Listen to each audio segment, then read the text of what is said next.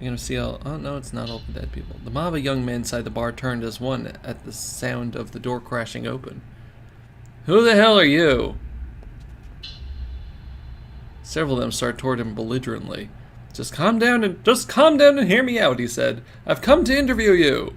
Interview us? What the hell for? Those are hot-headed punks, all right. They seem to be itching for a confrontation. Norikawa felt like a punch might come flying his way at any moment. Then another voice called out from further back. Hold up, guys. It was a young man seated in the far back corner of the bar. His air of authority marked him as the gang's leader. That must be Susumu then, Norikawa thought. I think that's... Is that Susumu or is that, Kiryu? When you say interview, you mean for TV or like a magazine? Mind telling us who you are? Name's Minorikawa. I'm a freelance journalist. I'm doing a magazine piece about young people in Shibuya. All I'm asking is just for you guys to answer a few questions. Here's the answer to the science quiz from last time. You remember the science quiz from last time? It's methane. I think I got that right. Methane has been tapped as a potential new energy source to replace fossil fuels or atomic power, but there are concerns about its tendency to exacerbate the global warming process. It is extremely flammable. The methane produced by food waste has been known to cause garbage trucks to catch fire. Huh. Susumu sounded less than enthused. Just 5 minutes, Minorikawa said. What do you say? Nah, I'm not in the best of moods right now. Go on, get out of here. Right, Minorikawa thought he's going to make things difficult. But he hadn't expected these troublemakers to just up and accept an offer to appear in print. Now was when the real battle would begin. Guess I'll just have to ride my piece without your help then. Susumu took the bait and shot him a look. Right about what exactly? Your little warehouse raids. Warehouse raids? Susumu raised an eyebrow. What are you talking about? Really now? You're gonna tell me you don't know your boys are dealing in stolen goods? SOS doesn't steal, man. You don't know. Maybe this is Susumu. You don't know the hell you're talking about. Oh yeah? Why don't you ask those two over there? Uh-oh. He spotted two fellows he'd seen arguing earlier at the scene of the explosion. Now he pointed them out. Their faces betrayed their alarm. Susumu glared at them. Is this true? They averted their eyes and said nothing. I asked you a question. You've been stealing stuff? After a long moment of surly hesitation, both young men nodded. Ooh, you idiots! Susumu marched up the two without warning, decked them both. How dare you sully the SOS name? As the two gang members cowered, he continued to punch them repeatedly. Okay, enough with the beatdown. Minorikawa stepped up to intervene. Let's get down to business here. I won't reveal anything about the warehouse raids. In exchange, you'll give me my interview. How's that? Not a bad deal, I'd say. But Susumu ignored him, continuing his pummeling of the pair. Whoa, hey! Nobody's gonna play nice to the guy who flies off the handle and beats on people, you know. What did you just say? Well, look at yourself. You're clearly not the cream of the crop here. The cream of the crop! Sorry. At that, Susumu's fists finally fell still. The rowdy bar went completely silent. Oh boy. Say that one more time, I dare you. I'll put your ass in the ground. The gang's leader's eyes were red with rage. Minorikawa snorted unafraid. Huh! That's the exact sort of line I expect from a total wuss who's all bark and no bite. Shut your damn mouth! Get the hell out of here! Oh, this is hilarious! SOS's top dog is such a yappy little puppy. Susumu snarled like an animal. You son of a bitch. I'm gonna beat your ass. Ooh, Mr. Mino! I'm all finished! An ebullient voice resounded suddenly through the bar. That's a word you don't see a lot. Ebullient. Cheerful and full of energy. Originally, the term indicated a state of bubbling or boiling, so it's effectively a fancy way of describing someone as bubbly. Look at her. Aww. Chiaki? Minorikawa looked and saw that both she and Katayama had appeared in the doorway. I finished my copy. Could you please look it over for me? She thrust out her laptop proudly. Susumu stared in bewilderment. Who the hell are you? Oh, I was under the impression you SOS folks were, being interviewed. Chiaki broke off haltingly. Yeah, you're right about that. One by one, gang members started to close in around her. Well, it's just, you look like you're really angry is all. Oh, do we now? That's because we are pretty damn angry. Good grief, Katayama groaned. It would seem like getting our interview is quite impossible. By the way, you only have another... You shut up! Minorikawa snapped as Katayama peered at his watch. Just leave this to me. You two hurry up and get out of here. No way, Chiaki said. What? Why not? Because I want you to read my copy, Mr. Mino. She looked him right in the eye. This is no time for an editing session yet to wrap up the SOS interview. He didn't have much of a choice. He'd postponed the interview and just as she felt this place is too dangerous. No, we are gonna, everything right now is stopping for Chiaki. He didn't have much of a choice. He'd postponed the interview to read over Chiaki's copy. All right, he said, let me see your laptop. He held out his hand and started to make his way over to her. Whoa! Before he could reach her, the SOS punks had Chiaki and Katayama surrounded. Oh, what's this? Something important? One of the gang members reached out to grab Chiaki's computer. Knock it off, don't touch that! She struggled to resist. Leave the girl alone, you scumbags! Minorikawa barked. To the young man, the bar stopped and turned. Susumu was quick to respond. Screw you, man! Who are you calling scumbags here? Any guy who raises a hand to a lady is a scumbag. If you're looking for a fight, you can fight me. Just get your hands off the girl. Minorikawa did his best to look unafraid as a couple dozen vicious gazes now turned back on him. We're gonna die. Bring it on, Susumu said. Hey, someone, go stand looking at that front. He snapped his fingers sharply. Get him. At the sign, Susumu's men quickly closed in on Minorikawa. Oh, that's why they were looking at that front, because they were beating up Minorikawa. Oh! It was like being caught up in a tsunami. He took a hard punch to the face and his vision went blurry. Before he could react, he was hit again, twice, thrice, with punches and kicks. The moment his first assailant paused, another joined the assault. 4 blows, 5 blows, 6. Minorikawa lost count somewhere around 30. Oh god. A metallic taste filled his mouth and he could feel his consciousness fading. All the strength was being battered from his body. He couldn't even tell if he was standing on his feet or lying on his back. Then finally he felt himself crumple to the floor.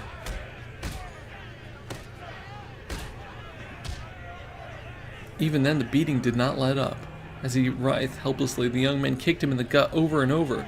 Stop it! He heard Chiaki shriek. You're gonna kill him!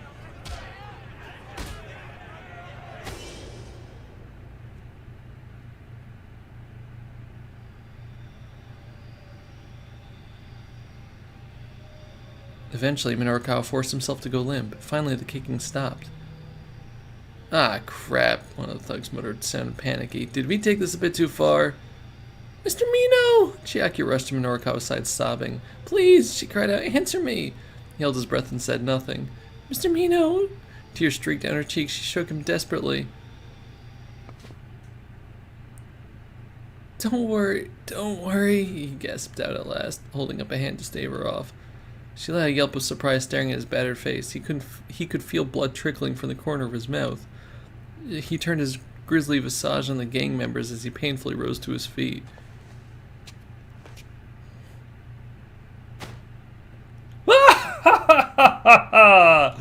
Abruptly, Minorikawa broke into peals of mocking laughter. Mr. Mino? Chiaki stared at him aghast. He only laughed the harder. It seems he took a few too many blows to the head, the poor thing. Katayama averted his eyes, unable to watch. Minorikawa shot out an accusing finger at the crowd. Looks like I win this round! What? Susumu blinked, dumbstruck. Don't you get it? Minorikawa said thickly through his bruised tongue. What I'm saying is you're a bunch of idiots! Now then, if you'll pardon me. Oh, I get it.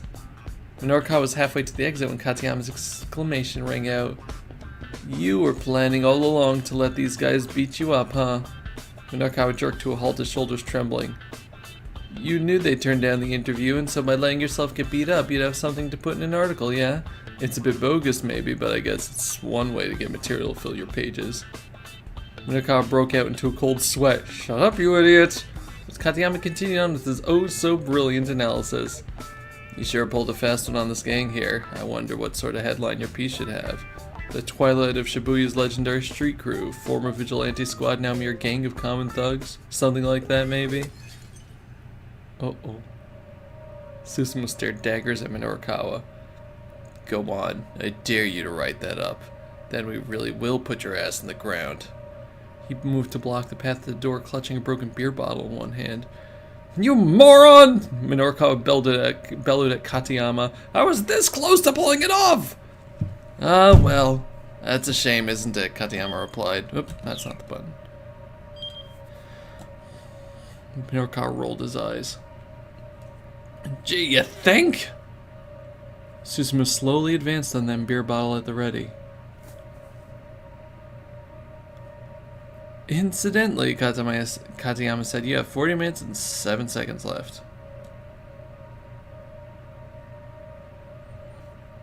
Good luck. Minorikawa hung his head. Was everything futile at this point? Come on. Yeah. Hopeless, pointless, ineffectual, not to be confused with feudal, which refers to the socio-political system of the Middle Ages involving lords and vassals and fiefdoms. 99. Wow. Which one is...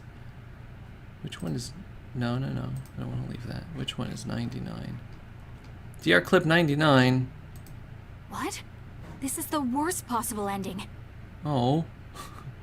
I mean, actually, that kind of fits here. If it is feudal, that definitely is the worst possible ending.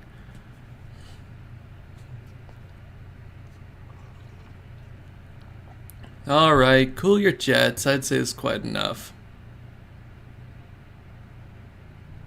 What are you doing here? Susumu stopped and spun around. Kimizuka had entered the bar. The taxi driver stared out sternly from behind his sunglasses. Oh my god. Oh my god, is this man like the shadow leader?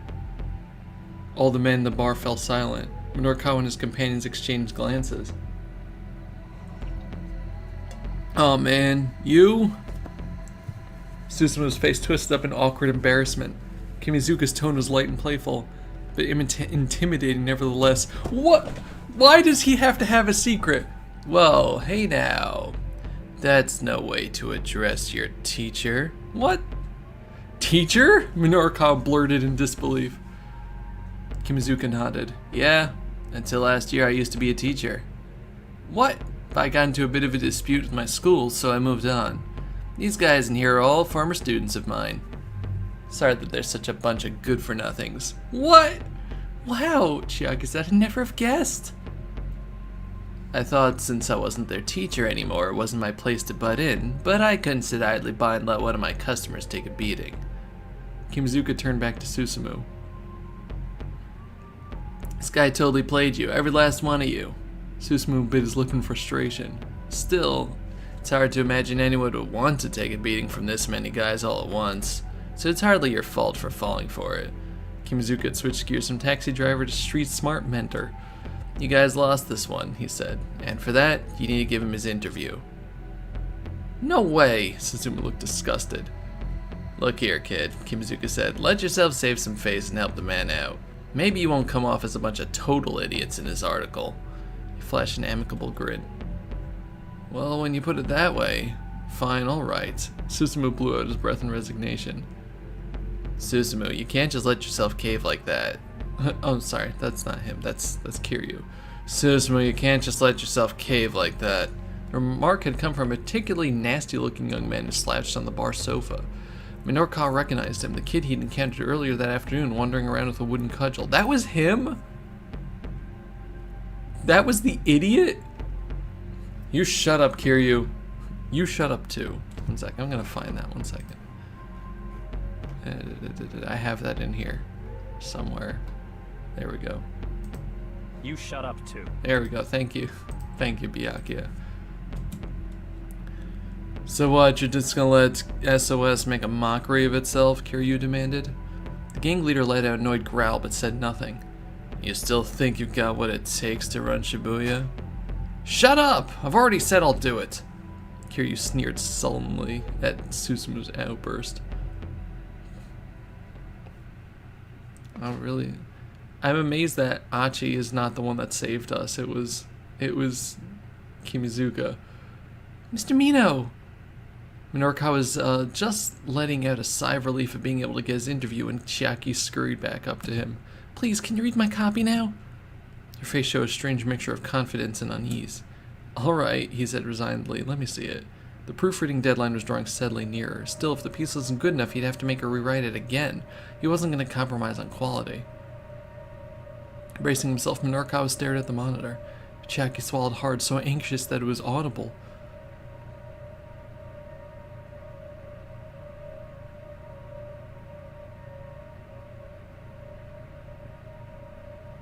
Minarkawa gave the piece a fast once-over, then read it again more closely. When he was done, he closed his eyes, considering. Chiaki held her breath, waiting for his response. It's okay. She looked back at him blankly for a long moment. Really? It's really okay. Is it really, really okay? It really is really okay. Minarkawa watched in surprise as she broke down in tears. Oh, thank you so much. Chiaki bowed profusely, gave her an affectionate little ruffle atop her head. She wiped at her face with her palms, scrubbing the tears away. So I guess I never really told you what sort of articles I want to write and all. No, I don't think you have.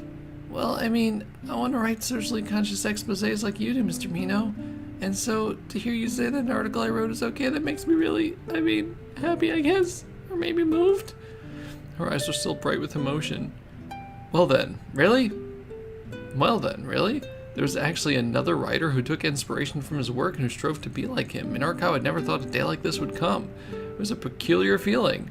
He'd always been the follower, chasing after interviews in order to be more like Toyama. It made him feel both bashful and proud that the skill and soul he'd honed might be passed on to the next generation.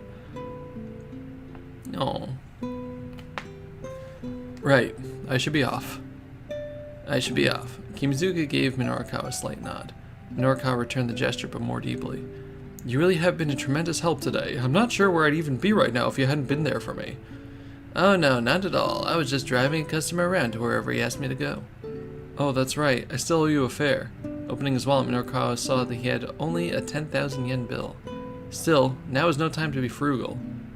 Keep the change, he said as he handed it over. But even as he said it, Kimizuka was already handing him some money back. Here, I insist. The driver had already counted out the exact change in advance. You really are a pro, huh?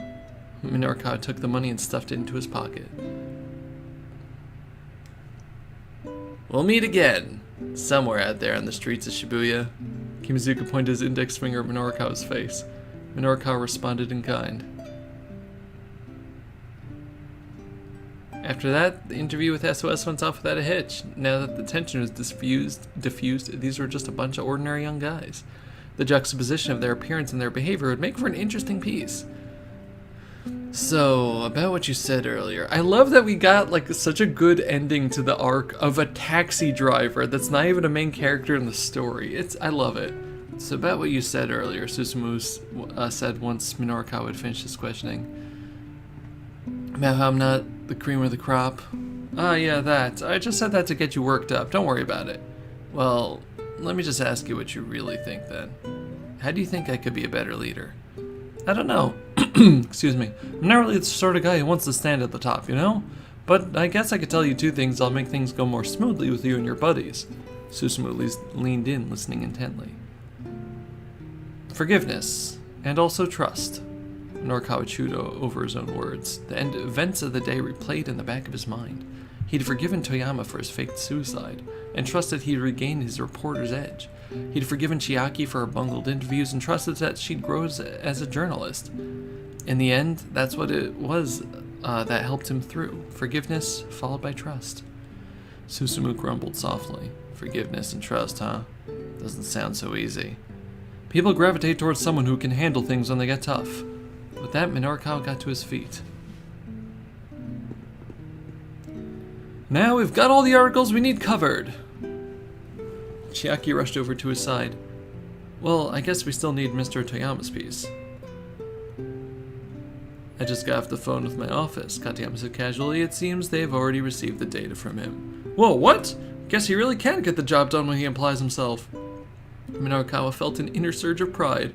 Now then, he indicated Katayama. How much time do I have left? 30 minutes remaining, Katayama replied, eyeing his watch. 30 minutes, huh? Looks like we might make it after all. Chiaki, laptop! Right! With a beaming grin, Chiaki held out her computer. Minarkawa got ready to start typing, but then a young man barged into the bar. That's Achi. He's come to ask the members at SOS to help with the planned operation. Okay, we'll get to Achi in just a moment. The newcomer hurried over to where Susumu was sitting and promptly prostrated himself on the floor. Whatever this was about looked like it was a big deal. Who was this kid? The gang's feelings looked decidedly mixed. I need people to bring a guy down. I'm here to ask for your help. I know I have no right to ask you this, but please, I really need your help. As Minorkawa listened to the young man's conversation with Susumu, he could feel his blood start pumping. It sounded like they were talking about the terrorist plot in which Shibuya had become embroiled. Hey, Chiaki, he said quietly. Did you hear that just now? I did. I'm not sure I followed it all, but definitely has the whiff of a major scoop. Minorkawa shot her a daring grin. So, what's the play here, Chiaki? We interview him, of course. But we only have 30 minutes left, right? So we take 10 minutes for our conversation and use the remaining 20 to write up the piece. I'll help you out. You learned good, kiddo. Minorkawa ruffled Chiaki's hair again. They both blushed profusely, gripped by a surge of excitement. Why are you doing this? I can't make any sense of it whatsoever. Katayama stood peering at them skeptically. If you write up the piece you just did your interview for, you'll make your deadline. Why go out of your way to trouble yourself further? It's no trouble, Minorkawa said. I'm just doing what a professional does, that's all. Katayama let out a solemn sigh. Good grief. Yada yada. He looked at his pocket watch again, then snapped it shut. Well, if you aren't concerned about the time, do as you like, I suppose. I'll admit you've made me quite curious to read this magazine you're putting together. Minorkawa and Chiaki rolled their eyes as they turned away. Already they were making their way over to Susumu and his gang. The interviews aren't over until you have what you need. You refuse to let them be over. You spend every last second you have to do the best job you can. That's what being a professional journalist is all about. Minorkawa cracked his knuckles and stepped between the two young men. Sounds like you've got an interesting story. Mind letting me hear it too? This is going to be the end of his story, isn't it? Yep. God dang it.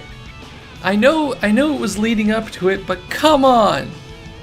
I don't want Minorkawa's story to end. I want to see Mr. Yanagashita show up again.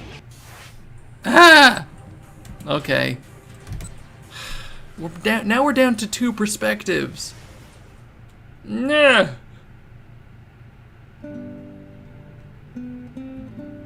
Got ready to start typing. Then a young man barged into the bar. It's Achiendo. Alright. And here we are over here. I mean, Minorkawa's probably going to join Achi's side of things now. The door opened and the other lookout returned. Susumu says to come in. Achi nodded and strode inside. 1 second. I don't know why specifically when I'm doing the Shibuya streams, like, I heat up like there's no tomorrow. The scent of alcohol and cigarettes washed over him.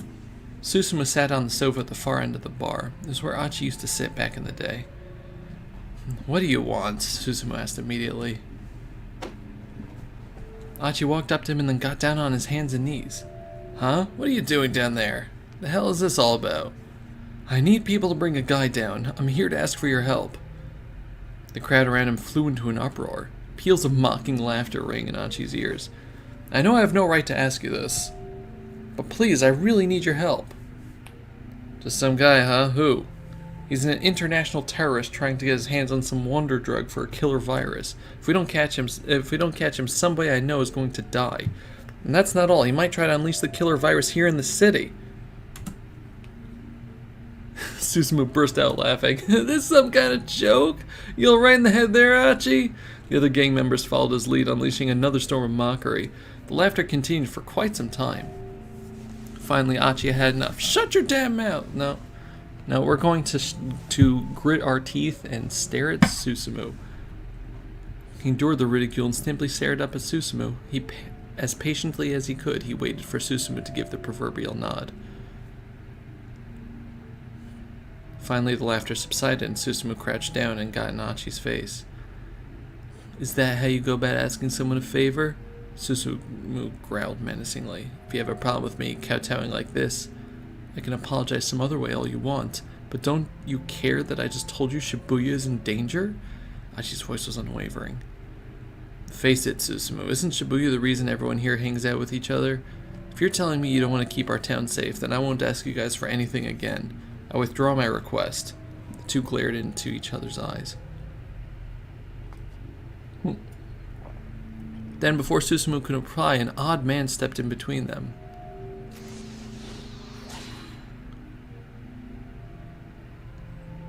Why would we have a jump over here?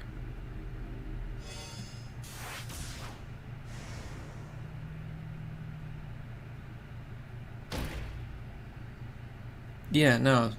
This jump shouldn't do anything. That's just a jump to...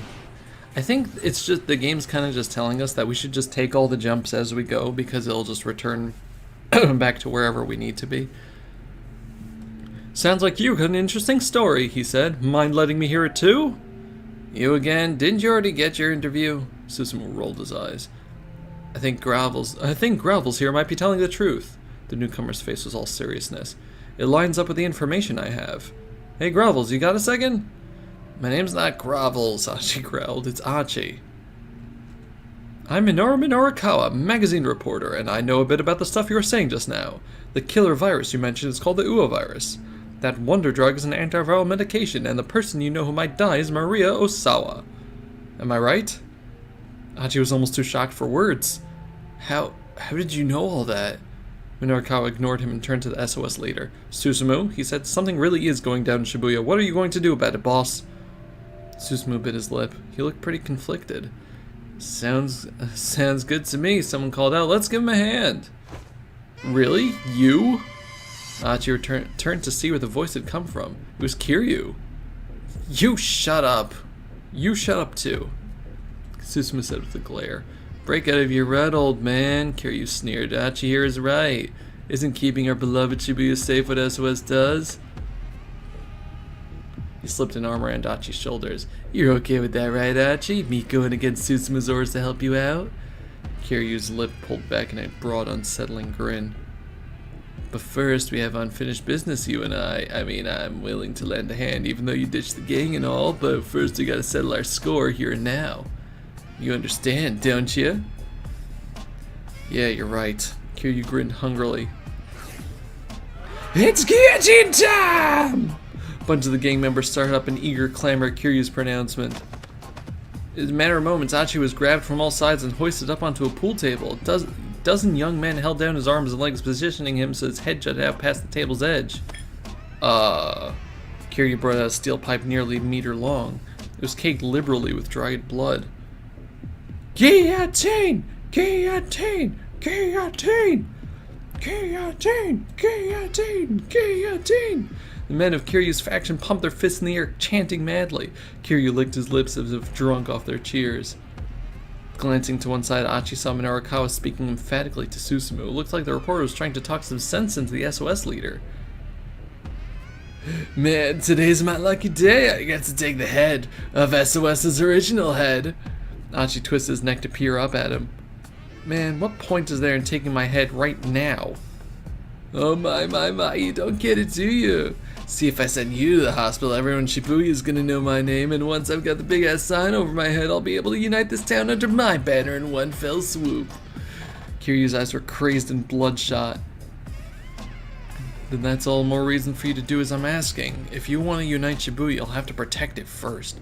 If you think you need to take my head to do that, then go right ahead. Even if these guys were all like Kiryu, if this many of them actually showed up at the Scramble, they'd be able to do far more than Achi could hope for, too, by himself.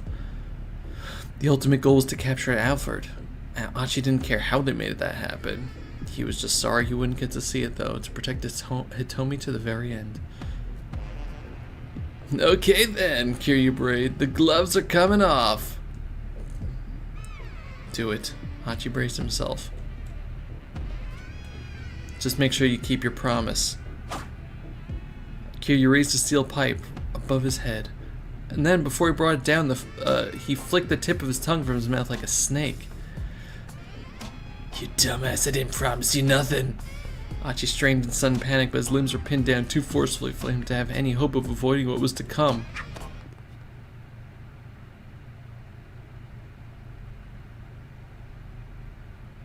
But the steel pipe never struck home. Just when it was about to smash into Achi's head, Susumu grabbed hold of it. The hell you doing? The hell you doing? Enough of this crap, Kiryu. Susumu yanked the pipe from Kiryu's grasp and tossed it to the floor. Kiryu stood frozen in surprise. A vein pulsed angrily in his forehead. You guys too, Susumu added, glaring at the others. Let him go. The toughs holding Achi down cautiously took their hands away. Kiryu let out a red-faced cry of rage. But we got unfinished business! Ignoring him, Susumu helped Achi slide off the table. Every man gets to make one request in his life that cannot be denied. Do you remember saying that? The words stirred up some bitter memories within Achi. Yeah, I remember. But you didn't grant me my request. No, I guess not. That's why I'm gonna heed yours, no questions asked. Susumu held out his right hand. Susumu, you are... That'll make me the better man. Finally. Achi reached out and clasped Susumu's hand in his. Yeah, Achi said, lingers of relief showing his face. You're quite the guy. Susumu cracked a tiny grin. It was the sort of smile Achi had seen all the time back when he'd run with SOS. Suddenly, Susumu staggered and dropped to the floor, falling too fast to even cry out. Kiryu had snatched a steel pipe from the floor, striking Susumu from behind once his back was turned. To hell with this, he howled like a madman. SOS doesn't belong to you guys, not anymore. I won't allow it. Achi didn't flinch. SOS doesn't belong to anyone, he says. It's not mine, it's not Susumu's, and it isn't yours. We're just a bunch of friends hanging out and having a good time. That's the only reason we get together. Nothing more, nothing less. Turned and looked slowly around the room. Hey you guys, do you all get together because someone told you to assemble? Do you get together to follow someone's orders? No you don't, of course you don't. The bar fell silent. Achi could see the young men who surrounded him exchanging glances. They could tell his words rang true. Kiryu saw it too, and it only made him more and more agitated. Shut up! Enough of the warm fuzzies! Abruptly, he charged forward, giving the steel pipe a mighty swing. Achi managed to dodge the attack by a mere hair. If it had connected, the blow might well have knocked his head clean off. He quickly backed away. What's the matter? Kiryu taunted. How come all you do is run? The pipe crashed down into the bar top. Bottles of beer and liquor smashed and scattered. Come on, what's the matter, Achi? Kiryu slammed his weapon into the pool table, sending balls scattering across the floor. Some of them collided with Susumu. Ugh. Susumu let out a faint groan. Smirking at the sound, Kiryu stalked toward him. Speaking of unfinished business, with a gleaming grin, Kiryu took aim at Susumu's head, lifting the pipe up high. Stop! Before he could think better of it, Achi was rushing for his fallen friend. Heh, you dumbass. Without missing a beat, Kiryu shifted his weight and swung the steel pipe at Achi's temple. Oh! Achi responded with a fast high kick with his right leg. The steel pipe connected hard with his shin, but it was Kiryu who went reeling off balance. Yeah! Achi pivoted and put all his might into a straight right to Kiryu's jaw. The blow struck home, Kiryu's head snapped back and he crumpled to the floor. There was a momentary hush of indrawn breath. Then the bar erupted in a wild clamor that practically shook the whole building. All eyes were fixed on Achi, marveling at what they had just seen go down. Heh. Sounds like folks are hoping for a little more of a fight. Susumu got to his feet, his left hand clutching his right shoulder. You alright? Achi asked. Mostly. Guess my shoulder took the brunt of the blow. The gang members from Kiryu's faction rushed to their unconscious leader's side. One punch! That's it. Achi shot them a steely glare and they gathered up Kiryu and dragged him out of the bar. I didn't go too far here, did I? Achi asked Susumu. Is this gonna cause trouble for you? Kiryu-chan! No, I figured Kiryu would pull something like this eventually. It was just a question of when. Right. I'm sure he's gonna go gather up his own bunch after this. We'll probably wind up butting heads again. Susumu didn't sound especially eager for that fight, but he didn't sound especially afraid of it either. Achi was still worried about a few things, but his friend had clearly grown as a leader. Anyhow, back to the story about you needing some manpower. Will the guys here be enough? There were about 30 gang members still in the bar. Achi looked each one of them in the eye in turn. Some he knew from back in the day, while others were fresh faces. I was born and raised in this town. I'm fond of the friends I've met here, and this has always been a great place to have a good time. And today, right here in this town, I met someone who's very special to me. And I know this doesn't involve the rest of you, but I'm willing to protect her. Achi knew he wasn't doing a great job of getting to the point, but the members of SOS listened quietly.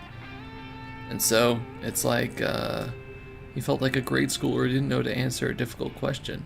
He fussed with his hair and frowned sheepishly. Okay, so I'm not sure how to really put this, but Shibuya is a special town to me because of getting to meet people like that.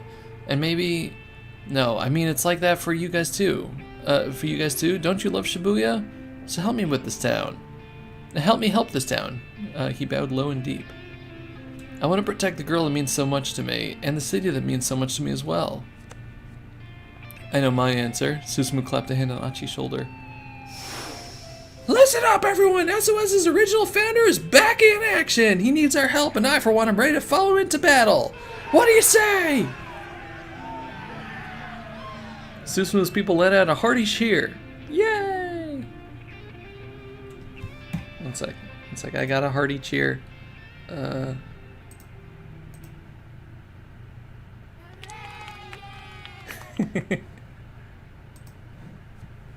When Achi marched back into his home, followed by 30 members of his old gang, Hitomi and Kano were obviously overjoyed to see him. Their happiness raised his own spirits unexpectedly high. You know, we're just gonna hop over to Kano. This game wants us to hop, so when we hop, we hop.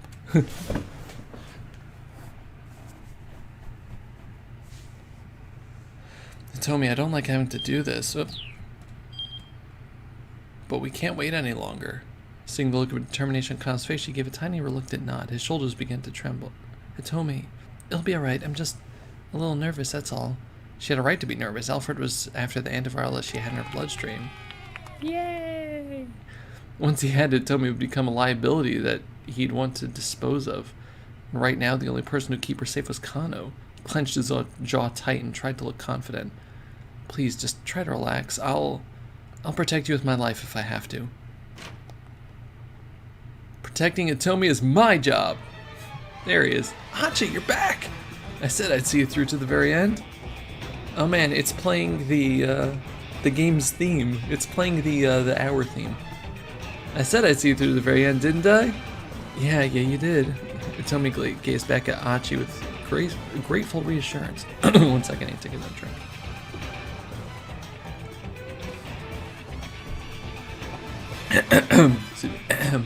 Kano cleared his throat softly, but Achi and Hitomi continued to stare earnestly at one another. Eventually, the tough-looking young man standing behind Achi spoke up. I got 30, will that be enough? Yeah, Kano nodded, that'll be fine. More importantly, have you heard what we'll be doing yet? Catch the bad guy, keep Shibuya safe. Same old thing we always do. The guy flashed a grin. You got it, Kano said. We'll be counting on you then. With 30-odd people at their disposal, they'll be able to encircle the meeting area no problem. Preparations were all set. It's time to confront Alfred at last. Alright, detective, let's do this! Achi shouted. Kano gave a firm nod.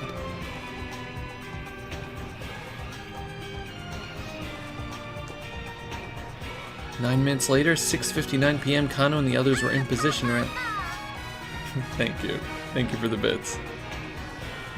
9 minutes later, 6:59 p.m., Kano and the others were in position around the scramble. Each subtle tick of the second hand was like a sharp prod to Kano's nerves.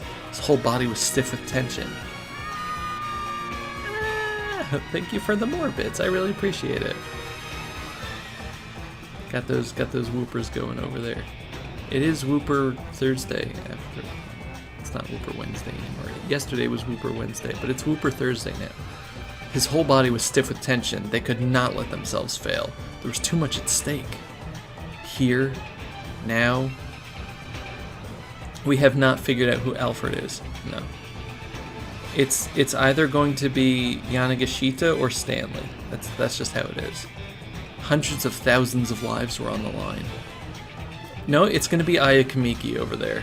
With Shibuya on lockdown, the area around the Scramble has been seized by panic and there have been multiple traffic collisions. Sidewalks are crowded with scared people. Overturned cars and abandoned motorcycles clog the streets. Amidst the chaos, emergency vehicles sped by at furious speeds. But the fire and emergency personnel and even the police were short-handed, and the whole of Shibuya had begun to look like a war zone. The main roads had been blocked to normal traffic and the trains weren't stopping at the stations. In effect, the city was in a state of complete shutdown. The fact that we haven't seen yet anybody like at the hospital side of things is worrying me. Kano glanced again at his wristwatch.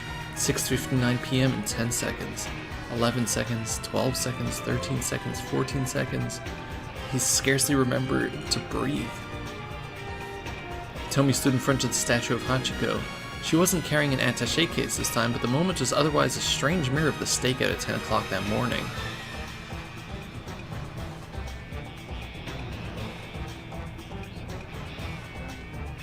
She looked terrified. Kano couldn't blame her. The criminals weren't after some case full of money this time. This time they were out for blood. Her blood. Kano did a slow scan of the area. Hachi was standing not too far away. His companions were strewn about here and there, carrying on as normal. Here in Shibuya, those guys fit right in with the crowd, and they had the area around Hitomi completely surrounded. Yet again, Kano looked at his watch. 6:59 p.m., 35 seconds. 36, 37 seconds, 38 seconds, 39 seconds. He forced himself to take several deep breaths. He focused on the sound of his own heartbeat and exhaled until all the breath was expelled from his lungs. And then it all started. Uh-oh. Kano's cell phone rang. Oh boy. I've got him. It was Daisuke. The organ trafficker who devised the kidnapping. It's him. Where is he? Is he close by? I've got him on camera now. He's on the other side of the intersection. Kano looked out across the scramble. There were so many people it was hard to tell who was or wasn't suspicious. Can you describe him for me? The tall foreign guy, the one wearing glasses. A tall foreigner? It can't be Stanley, because Stanley was with us with Daisuke. Kano's eyes drifted over to over the crowd.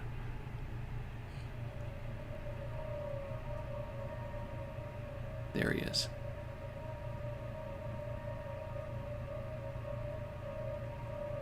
Aha. There he was. As he got closer, Kano's eyes went wide. This man was someone he'd met before. No way! Oh my god, we did meet this man before. Leland Palmer, the lecturer from the English department at Tomi and Maria's school. Is he?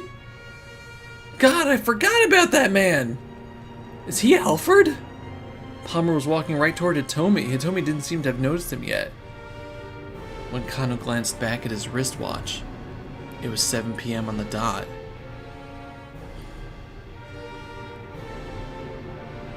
When Hitomi realized Palmer was approaching her, she was too stunned to react. He walked directly up to her, the corner of his mouth curling up into a smile. Hello, Hitomi, he said in English. How are you doing? Professor Palmer? What are you doing here? Hitomi's voice came out in an anxious squeak. Why, I'm here to take your blood, of course. This time he spoke Japanese with an easy fluency totally different from his usual manner of speech. I'm the one who injected you with the Ua virus. Oh my god!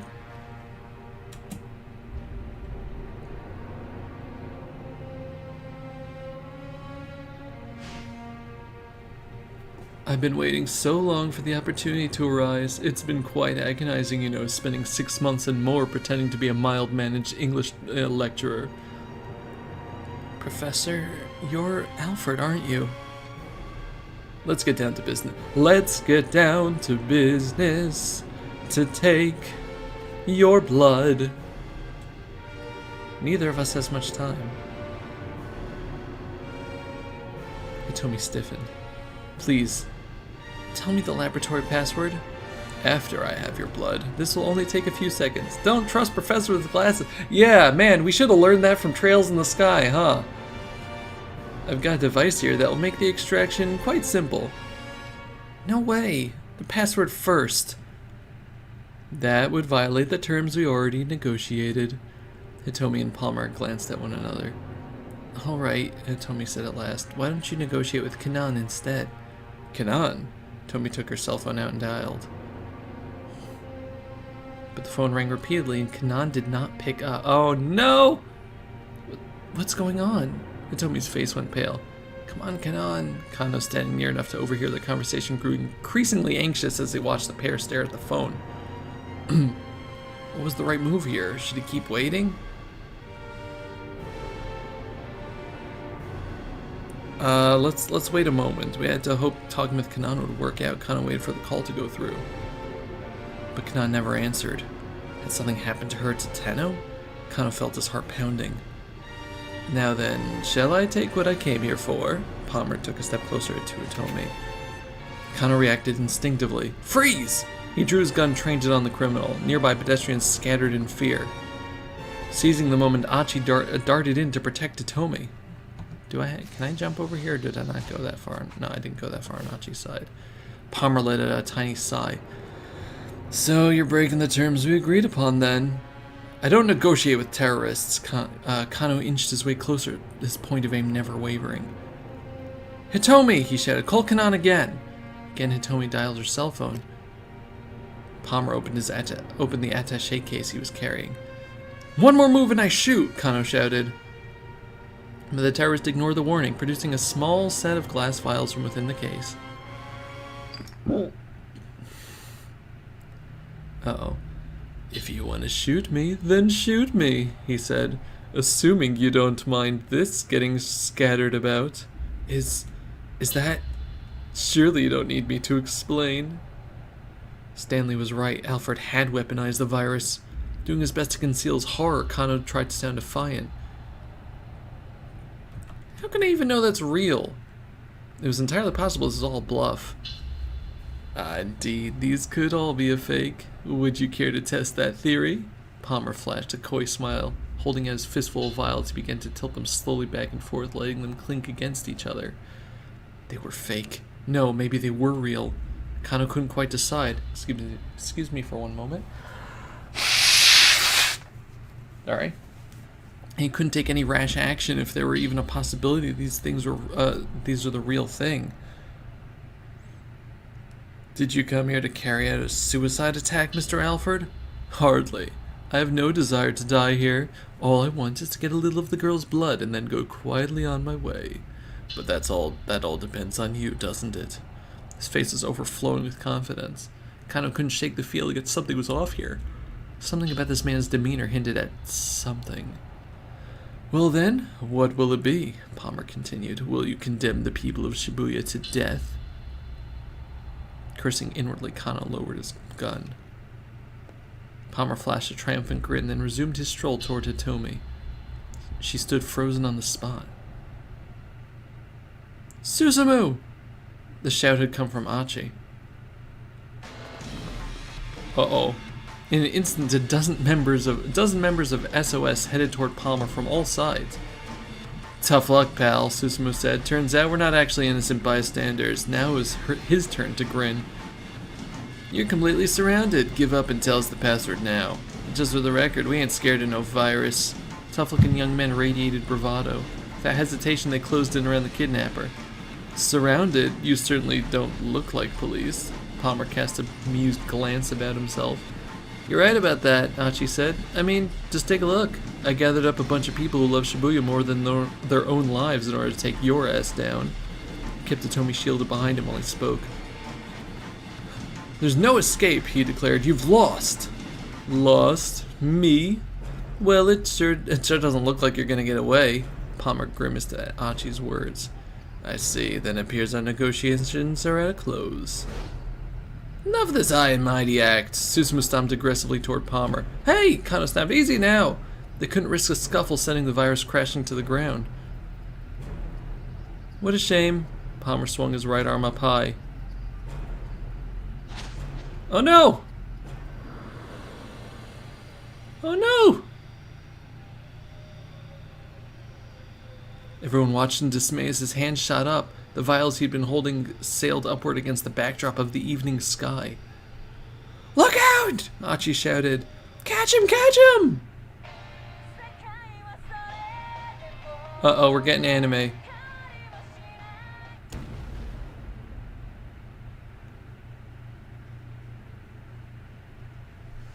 What happened? Tremendous blast blew Kano off his feet. As he crashed to the pavement, searing pain shot through his entire body. He knew at once that a bomb had gone off. But why? It didn't make any sense. Alfred had no intention of carrying out a suicidal terror attack. Connor was certain of that. If that had been his intent, he could have just done so at any time without going through the trouble of putting on this whole charade. Was there some reason this guy would blow himself up under these circumstances at this specific moment? As he lay dying, Kano had a thought. Could it be? Had Stanley not come to the scramble because he knew this was going to happen? What? What do you mean, jump to Stanley? What do you mean, jump to Stanley? We got a bad ending. Mysterious explosion. Secret character. I can't even look at the reasoning for it. Usually it lets me take a look at it. Oh my god.